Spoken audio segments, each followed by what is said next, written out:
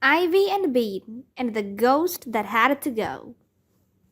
Written by Annie Barrows and illustrated by Sophie Blackall. Who's that ugly guy? Even before Ivy and Bean were friends, they had both been in Miss Arubatate's second grade class. They didn't sit together, but after the day they threw worms at Bean's sister Nancy, they asked Miss Arubatate if they could share a table. Miss Arubatate just loved it when people were friends.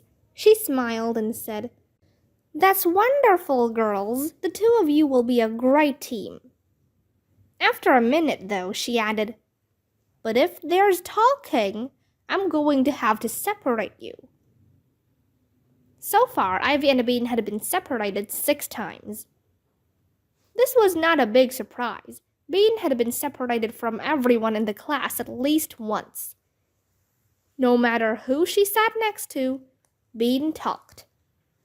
Even McAdam, who mostly talked to himself, had to be separated from Bean. Once, Miss Arubatate had Bean sit by herself, but Bean just talked louder. Bean tried not to talk. She promised not to talk. But every day she talked. Mostly, she was trying to be helpful. She was trying to explain things to kids who didn't understand. For example, regrouping. Miss Arubatate had explained it, but he didn't understand it. So he added instead of subtracting. Bean couldn't stand to watch him add when she knew he was supposed to subtract. Just knowing that he was adding made it impossible for her to do her own subtraction. She had to tell him that he was doing it wrong. She had to tell him how to do it right. Bean is only responsible for Bean, Miss Arubatate kept saying.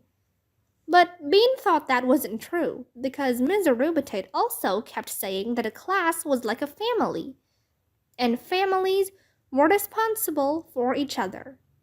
When Bean pointed this out, Miss Arubatate opened her mouth and then closed it again. Ivy was very quiet. She was the quietest kid in the class. So Miss Arubatate kept putting Bean back with Ivy. "I think she hopes it will rub off on me," Bean explained to her mom. "But so far, it hasn't." Even though she hadn't learned how to be quiet, Bean had learned a lot by sitting next to Ivy. One thing she had learned was that Ivy wasn't as quiet as she seemed. Ivy talked. She just talked so softly that no one could hear her. After lunch, the second graders had science. They were doing a unit on dinosaurs. Bean's favorites were the ones that had big bony skulls they cracked together when they fought. Ivy liked the bird dinosaurs, with feathers and sharp claws and red eyeballs. Today, the second graders were learning about swimming dinosaurs. Actually, they weren't dinosaurs at all. Miss Arubatate was saying, "These prehistoric creatures are called marine reptiles. One marine reptile is—" "Pteranodon," Eric hollered, waving his arm in the air. "Plesiosaur," breathed Ivy, so only Bean could hear her. "Plesiosaur," said Bean out loud. "I like the way that Emma is raising her hand." "Emma?" said Miss Arubatate. Emma stared at her. I forget." Miss Arubatate said, "Bean, will you repeat what you said?" "Plesiosaur," said Bean. Ivy said it really. "Thank you, Ivy and Bean," said Miss Arubatate. Then she held up a picture of something that looked like a whale and a giraffe glued together. "Who's that ugly guy?" Doucet shouted. Then he laughed so hard that he fell out of his chair. "Doucet, will you please go sit on the rug?" said Miss Arubatate. "Do sit," hollered Eric. He fell out of his chair too. Miss Arubatate put the picture down in her lap. "Class, if you can't make more mature decisions, I will have to put our marine reptile materials away, she said. Is that what I should do? No, the second grade muttered, feeling ashamed. They loved marine reptiles, and they loved Miss Arubitate. Miss Arubitate smiled. She held up the picture. Now, the largest of the plesiosaurs was the elasmosaur. As you can see in this picture, it had an extremely long neck. Does anyone have a theory about why such a long neck would be useful? You could wrap it around somebody's body and squeeze them until they were dead, yelled Drew. Like this. He put his arm around Vanessa's neck and began to squeeze. Drew, stop that! I wasn't going to do it for real. I was just showing. Bean raised her hand. Maybe they could reach up out of the water and eat birds or something. That's an interesting theory, Bean, said Miss Arubitate. Does anyone else have a theory? Other way around, Ivy murmured. What? Said Bean. They reached down under the water, breathed Ivy. Ivy has a theory, Miss Arubitate, said Bean. Do you want to share it with the rest of us, Ivy? Asked Miss Arubitate. The elasmosaur probably used its long neck to go down to the seafloor and eat stuff there, said Ivy softly. Very good thinking, you two.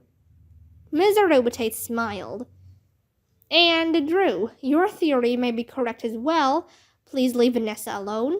But unfortunately, we have no way of proving these theories one way or the other, since the elasmosaur is, what's the word, boys and girls?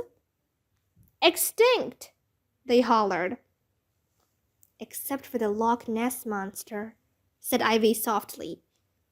Yes, Ivy, said Miss Arubitate. Can you name another type of marine reptile? Said Ivy. She was stuck. Miss Arubitate probably didn't believe in the Loch Ness monster. Ivy couldn't think of any other marine reptiles. I said, can I go to the bathroom? Oh, said Miss Arubitate. Go along. After the door had closed behind Ivy, Bean waved her hand in the air. Miss Arubitate, I have to go too. Are you sure, Bean? Asked Miss Arubitate. Yes, bad.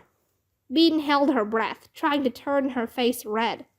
If your face was red, Miss Arubitate usually let you go. Miss Arubitate still looked doubtful. Go on then, but come back ASAP. ASAP was Miss Arubitate's word for fast. The portal. Ivy was standing outside the bathroom door. She was staring at the ground. What you looking at? Asked Bean. Portal, said Ivy, pointing to a whitish stain on the cement. What? It's a portal, a door, to the underworld. This is where the ghost is coming in. Ivy kneeled down to touch the stain. Bean felt a little shiver on the back of her head. A haunted bathroom was cool, but a door to the underworld was creepy. The stain did kind of look like a ghost. She didn't feel so excited about the ghost anymore. Why would a ghost come to our bathroom anyway? She asked, kneeling beside Ivy. The school was probably built on top of graves, said Ivy.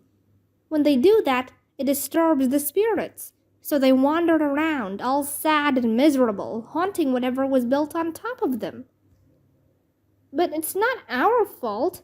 We didn't decide to build the school here. Ivy shook her head. Ghosts don't care. Her voice got mysterious. And now they will seek revenge on the intruders who ruined their graves. Revenge, said Bean, staring at the spot.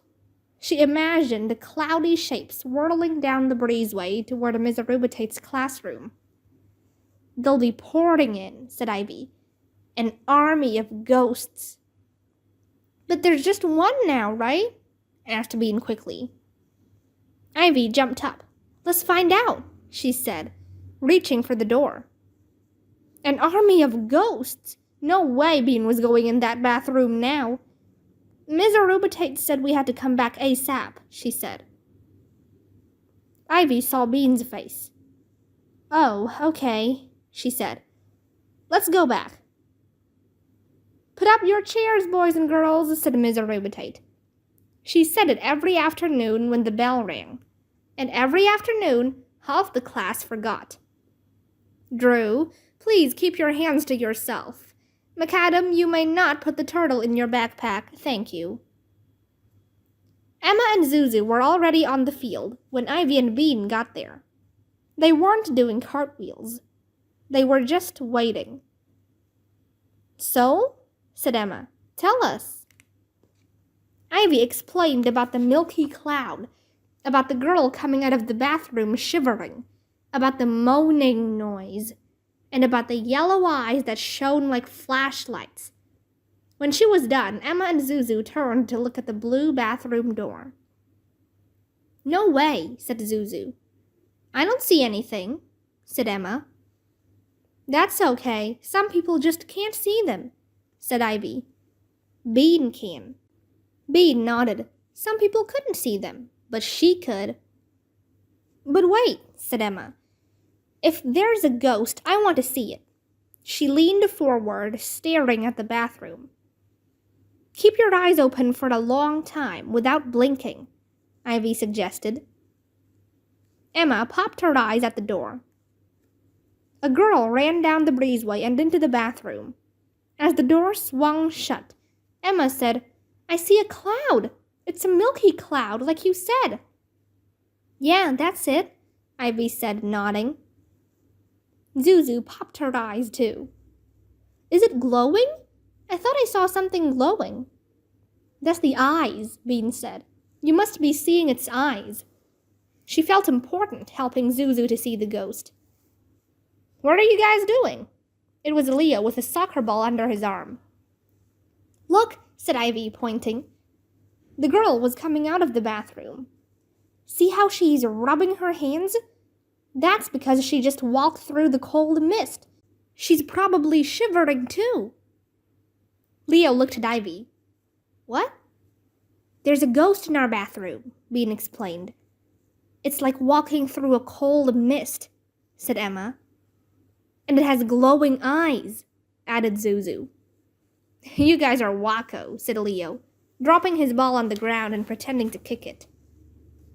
There's a portal to the ghost world right outside of the door, in the cement, said Ivy to Emma and Zuzu. Bean and I found it when we went to the bathroom. Come on, I'll show it to you.